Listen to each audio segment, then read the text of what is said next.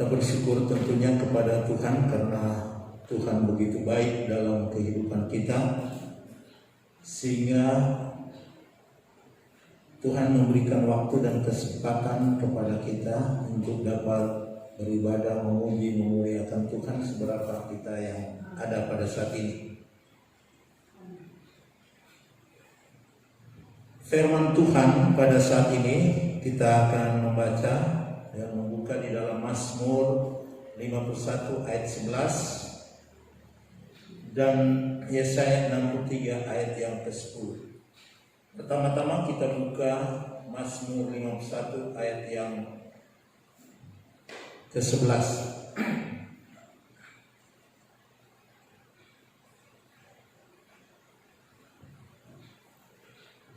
Mazmur 51 ayat yang ke-11, perkataannya demikian: Janganlah membuang aku dari hadapanmu, dan janganlah mengambil rohmu yang kudus daripadaku. Kemudian Yesaya 63 ayat 10, tetapi mereka memberontak dan mendukakan Roh Kudusnya, maka ia berubah menjadi musuh mereka dan ia sendiri berperang melawan mereka. Semua berkata amin. Puji Tuhan, kalau pagi hari ini di mana kita membaca dari dua kitab, yaitu Mazmur dan Yesaya. Mazmur yang kita baca tadi yaitu doa Daud dengan mengatakan, janganlah membuang aku dari hadapanmu dan janganlah mengambil rohmu yang kudus daripadaku. Jadi kekhawatiran daripada Daud, jikalau Allah mengambil rohnya daripada Daud, yang tentunya ada banyak alasan-alasan sampai Daud mengungkapkan apa yang dia katakan kepada Tuhan di dalam Mazmur ini. Sebab itu, saudara yang dikasihi Tuhan, ini merupakan pengakuan dosa dari Daud dikala dia merasa bersalah dan berdosa kepada Tuhan. Di dalam Yesaya 63, tetapi mereka memberontak dan mendukakan Roh Kudusnya, maka ia berubah menjadi musuh mereka dan ia sendiri berperang melawan mereka. Dan ini, saudara yang dikasihi Tuhan, hukuman pembalasan atas Edom, di mana mereka selalu meremehkan tentang Roh Kudus, sehingga mereka memberontak dan dikatakan mereka itu mendukakan Roh Kudusnya, dan kemudian dia berubah menjadi musuh mereka dan ia sendiri berperang melawan mereka. Ada dua ayat ini, yang satu memohon belas kasihan supaya roh itu jangan diambil, yang satu memberontak. Tetapi pada dasarnya ini berbicara tentang pekerjaan Roh Kudus sejak dari perjanjian lama, bahkan perjanjian baru dan era kita sekarang ini. Sebab itu firman Tuhan pada saat ini saya berikan topik berdosa kepada Roh Kudus atau bersalah kepada Roh Kudus. Pada waktu yang lalu kita sudah mendengar tentang nama-nama Roh Kudus yang menyatakan hubungannya dengan Allah Bapa, nama Roh Kudus yang berhubungan dengan Yesus Kristus, nama Roh Kudus yang menyatakan perangai dan pekerjaannya, bahkan tanda-tanda Roh Kudus yang sebagai burung merpati, air, api, angin, air anggur, dan minyak. Dan semuanya itu sudah dijelaskan beberapa minggu yang lalu. Dan saat ini, saudara yang dikasih Tuhan, kita akan berbicara tentang berdosa atau bersalah kepada Roh Kudus. Kita harus perhatikan baik-baik.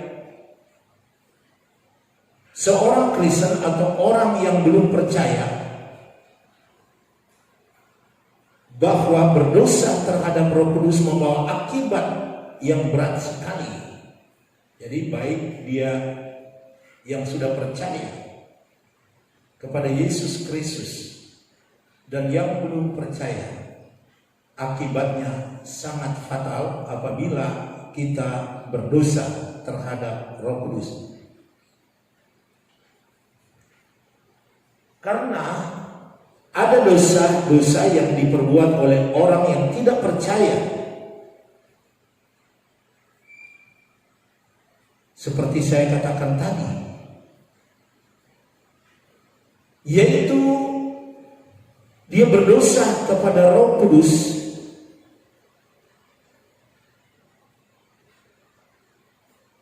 dan kita bisa melihat itu di dalam Kisah 7 ayat 51 sampai 57. Saya bacakan. Hai orang-orang yang keras kepala dan yang tidak bersunat hati dan telinga, kamu selalu menentang Roh Kudus, sama seperti nenek moyangmu, demikian juga kamu. Siapakah dari nabi-nabi yang tidak dianiaya oleh nenek moyangmu? Bahkan mereka membunuh orang-orang yang lebih dahulu memberitakan tentang kedatangan orang benar yang sekarang telah kamu hianati dan kamu bunuh. Kamu telah menerima hukum Taurat yang disampaikan oleh malaikat-malaikat, akan tetapi kamu tidak menurutinya. Ketika anggota-anggota mahkamah agama itu mendengar semuanya itu, sangat tertusuk hati mereka, maka mereka menyambutnya dengan gertakan gigi. Tetapi Stefanus yang penuh dengan Roh Kudus menatap ke langit, lalu melihat kemuliaan Allah dan Yesus berdiri di sebelah kanan Allah. Lalu katanya, sungguh aku melihat terbuka dan langit terbuka dan Anak Manusia berdiri di sebelah kanan Allah. Maka berteriak-teriaklah mereka dan sambil menutup telinga serentak menyerbu Dia. Saudara, para imam ahli Taurat yang mengadili Stefanus. Stefanus bersaksi tentang Yesus Kristus yang mereka aniaya, mereka salibkan. Tetapi dia katakan, dia bangkit dari orang mati dan dia melihat langit terbuka dan Yesus Kristus berdiri di sebelah kanan Allah. Orang-orang yang tidak percaya kepada Yesus Kristus ini menjadi murka dikala mendengar apa yang diutarakan oleh Stefanus. Mereka tidak mau percaya tentang apa yang disampaikan oleh Stefanus. Orang-orang ini adalah orang-orang yang sebenarnya memahami Taurat, memahami kitab suci perjanjian lama. Tetapi mereka tidak mau percaya tentang kehadiran Kristus di dunia ini untuk menebus dosa manusia. Dosa dilakukan oleh orang banyak pada waktu itu, yaitu oleh orang Yahudi, terutama ahli Taurat dan para imam, pemuka agama yang sudah membunuh Yesus Kristus, dan kemudian mereka melanjutkan saat ini dengan amarah mereka mengeksekusi Stefanus. Saudara yang dikasih Tuhan, Ibrani 10 ayat 29,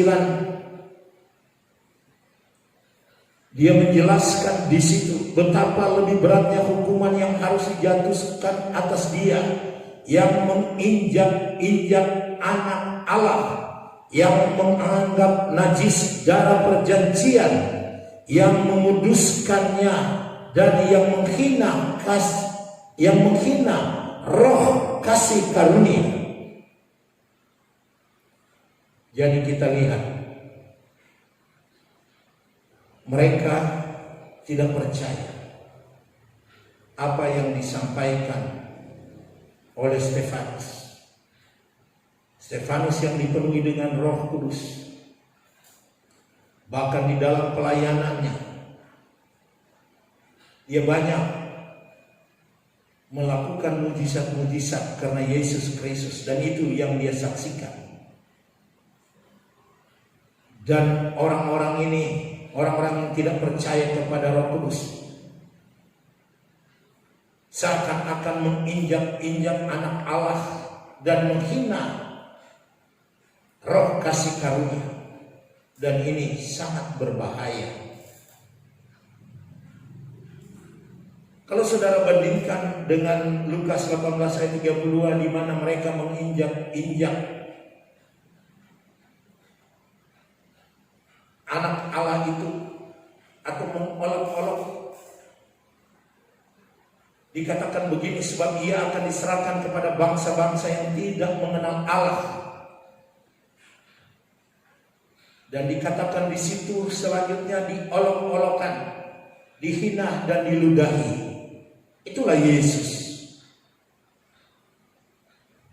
yang dikala itu berita tentang Yesus Kristus disampaikan oleh orang-orang yang diurapi dengan kuasa Roh Kudus. Tetapi mereka mengejek, bahkan menganiaya Stefanus yang dipenuhi dengan Roh Kudus. Dan perlu diketahui, kalau saudara membaca Matius 12 ayat 31 dan 32, sebab itu aku berkata kepadamu, segala dosa dan hujat manusia akan diampuni, tetapi hujat terhadap Roh Kudus tidak akan diampuni. Apabila seorang mengucapkan sesuatu menentang anak manusia, ia akan mengampuni, tapi jika menentang Roh Kudus, ia tidak akan diampuni di dunia ini, tidak, dan di dunia yang akan datang pun tidak. Jadi kita lihat dosa terbesar, kata Yesus, adalah menghujat Roh Kudus. Karena dosa menghujat Roh Kudus tidak dapat diampuni.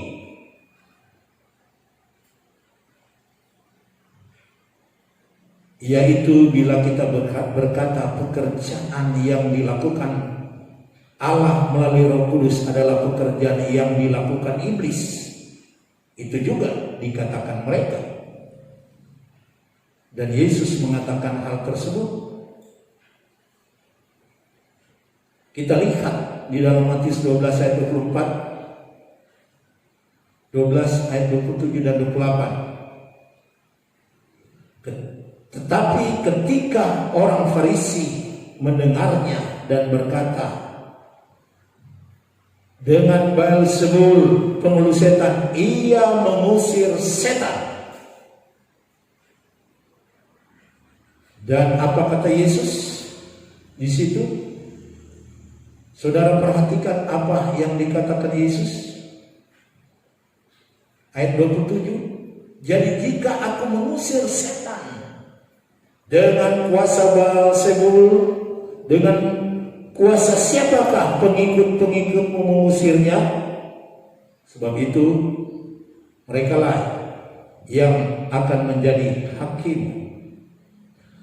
Tetapi jika aku mengusir setan dengan kuasa Roh Allah, perhatikan garis bawahi kuasa Roh Allah, maka sesungguhnya kerajaan Allah sudah datang kepadamu.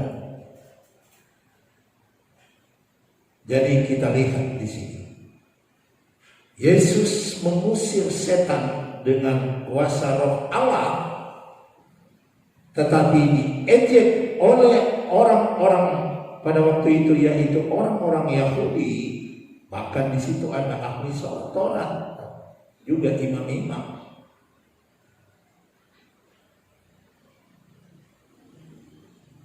Mereka mengatakan bahwa Yesus itu mengusir setan dengan Beelzebul, dan itu sangat berbahaya.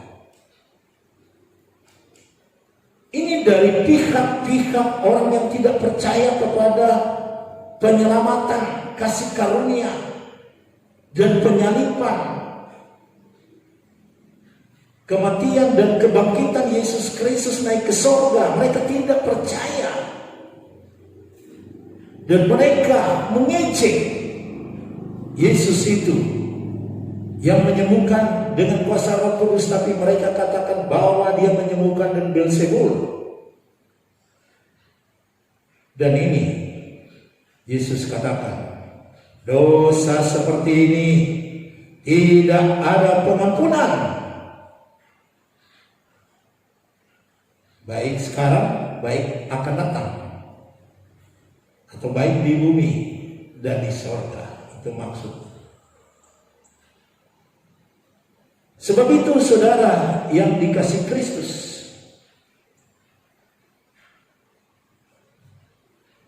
dari pihak orang-orang yang tidak percaya kepada Kristus mengejek, ada hukuman yang fatal. Terus bagaimana dengan orang-orang percaya atau dosa atau kesalahan kepada Roh Kudus yang diperbuat oleh orang-orang percaya?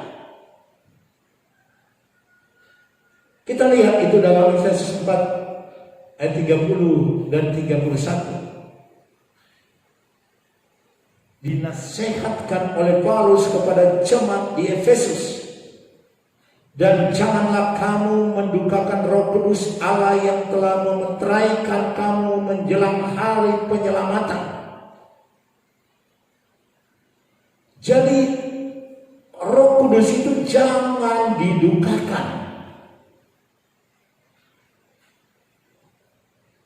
Ayat 31, segala kepahitan, kegeraman, kemarahan, pertikaian, dan fitnah hendaklah dibuang antara kamu. Demikian pula segala kejahatan. Jadi,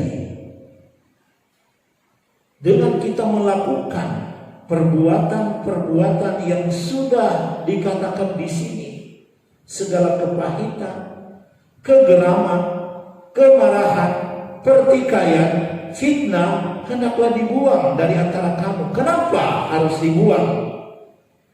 Karena itu bisa mendukakan Roh Kudus Allah yang telah memeteraikan kamu menjelang hari penyelamatan. Jadi perbuatan-perbuatan kita yang tidak senonoh itu akan mendukakan Roh Allah atau Roh Kudus. Sebab itu kita diminta untuk tidak mendukakan Roh Kudus, sebagaimana Yesaya tadi. Di dalam Yesaya 63 ayat 10 yang kita baca tadi, Mereka memberontak, mendukakan Roh Kudus. Maka Roh Kudus itu berubah menjadi musuh mereka dan ia berdiri berperang melawan mereka. Bukankah itu pembacaan kita tadi? Sebab itu kita jangan mendukakan Roh Kudus. Jangan kita melawan Roh Kudus. Jangan kita tidak taat kepada tuntunan Roh Kudus kepada kebenaran. Sebab kalau kita melakukan semua dosa-dosa itu merupakan keinginan daging dan Roh Kudus tidak mau hal itu kita miliki. Sebab di dalam Galati 5 ayat 17 sampai 21, sebab keinginan daging berlawanan dengan keinginan roh, dan keinginan roh berlawanan dengan keinginan daging.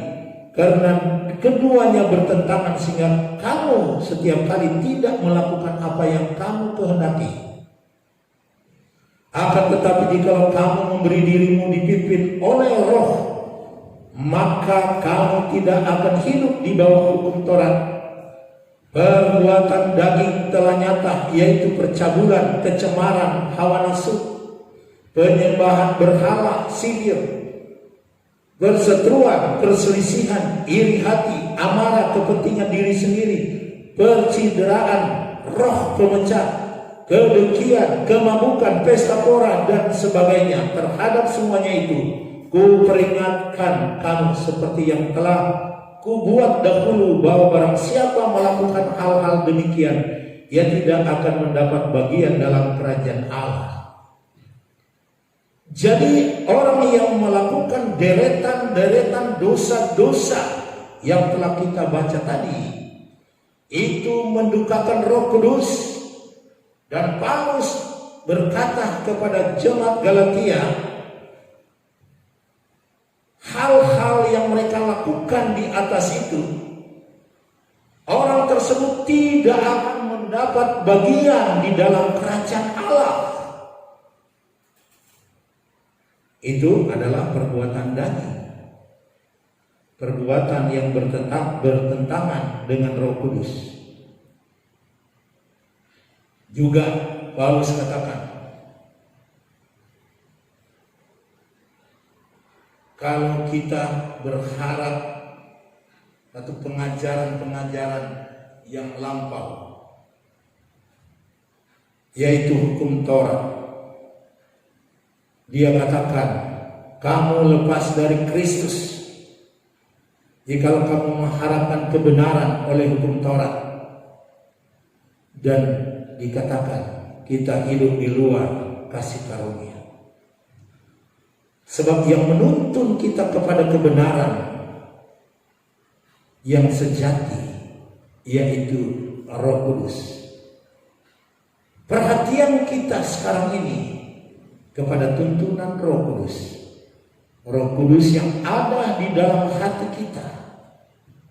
Roh Kudus yang selalu berbisik, menggerakkan hati nurani kita untuk kita melakukan hal-hal yang baik dan menolak deretan dosa-dosa yang sudah kita baca tadi, yaitu keinginan daging yang berlawanan dengan keinginan roh, yang kemudian akan memunculkan dosa-dosa perbuatan daging, yaitu percabulan, kecemaran, hawa nafsu, penyembahan berhala, sihir, perseteruan, perselisihan, iri hati, amarah, kepentingan diri sendiri, dan selanjutnya. Itu bertentangan dengan Roh Kudus. Sebab itu ada seorang Kristen yang mendukakan Roh Kudus. Kita tahu hal tersebut tentang Ananias. Apa akibatnya? Dia menentang, dia mendukakan Roh Kudus. Petrus berkata, Ananias, mengapa hatimu dikuasai iblis sehingga engkau mendustai Roh Kudus? Jadi berdusta kepada Roh Kudus karena dikuasai hatinya oleh iblis, bukan roh lagi. Karena dia menahan sebagian dari hasil penjualan itu. Istrinya datang juga, begitu dikatakan Petrus, dan mereka semua meninggal. Bab itu, saudara yang dikasih Kristus, kita tentunya tidak mau mendukakan Roh Kudus. Kita lihat apa yang dikatakan di dalam 1 Tesalonika 5 ayat 19. Ayat itu terpendek atau sangat pendek, hanya ada 3 kata. Janganlah padamkan roh. Jadi kita tidak boleh memadamkan